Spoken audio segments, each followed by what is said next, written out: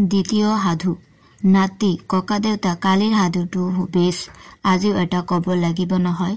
ককা লাগিলতো, মই কথাৰ খিলাপ নকৰো, তয়ো নকৰিবি, শুন। এক হাতী আৰু ফেঁচাৰ কথা। এক নদীৰ কাষত এক ফেঁচাই এজোপা গছৰ খুৰুঙত বাঁহ লৈ আছিল।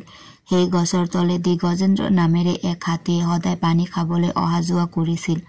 দৈবাত এদিন ফেঁচাই বাঁহ লোৱা গছজোপা পানীত হালি পৰিল।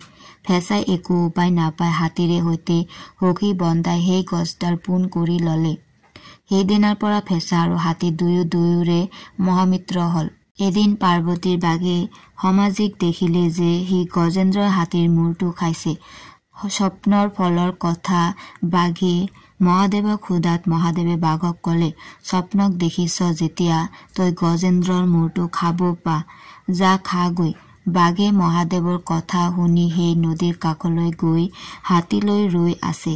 সিফালৰ পৰা হাতী পানী খাবলৈ আহিলত বাঘে হাতীক কলে, ককাই আজি তোৰ মূৰটো সামাজিকত খাইছিলো, পিছে দিঠকটো খাব পাইনে বুলি মই মহাদেৱক সোধাত মহাদেৱে মোক খাবলৈ আজ্ঞা দিছে। এতেকে এতিয়া মই তোক খাও, তই কি কৰ কৰি ল বেগতে।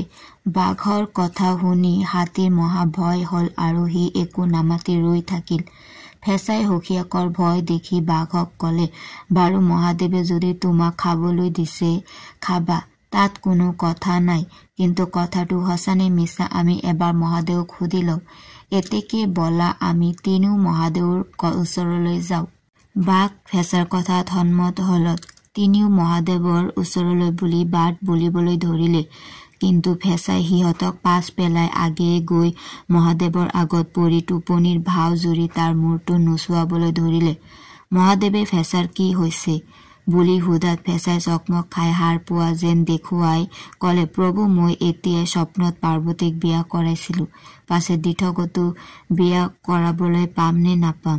মহাদেৱে কলে, স্বপ্নত পালি বুলিয়েই পাবিনে নেপাব।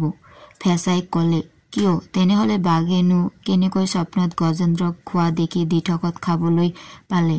মহাদেৱে কলে, বাঘেও গজেন্দ্ৰক খাব নোৱাৰে। এনেতে হাতী আৰু বাঘ আহি ওলালহি।